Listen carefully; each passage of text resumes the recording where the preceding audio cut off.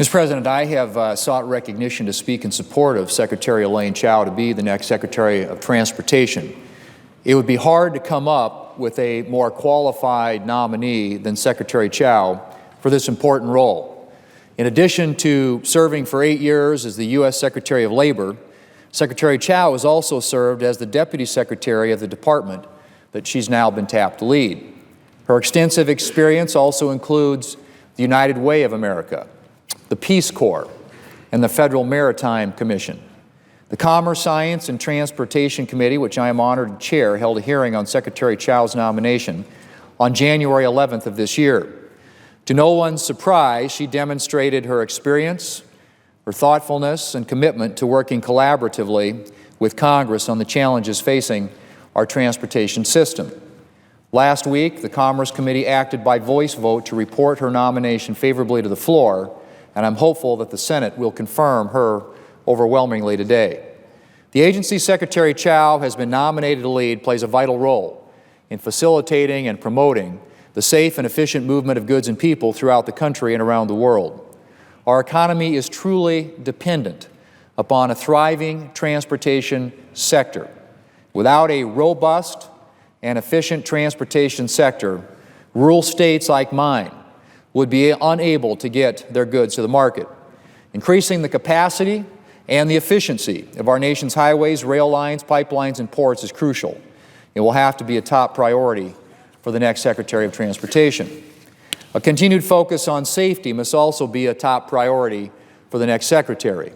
While our nation's pipelines, railroads, airways, and highways have a strong record of safety, improvements can and should be made. Many of the strong safety improvements the Commerce Committee advanced as part of the FAST Act and the PIPES Act last Congress are yet to be implemented. And we will expect our next Secretary of Transportation to work with us to ensure speedy implementation. We'll also have the opportunity to collaborate on safety improvements when we revisit the authorization of the Federal Aviation Administration later this year. The next Secretary of Transportation will also have a unique opportunity to show federal leadership in the advancement of transportation innovation.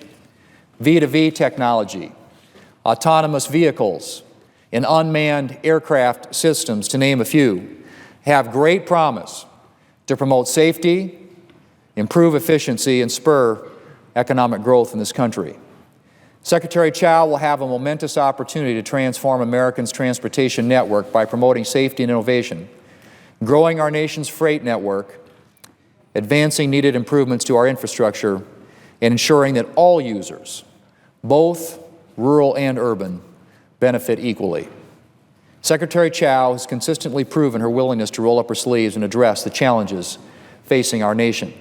That is why I look forward to her confirmation as the next Secretary of Transportation, and I urge my colleagues to support her nomination.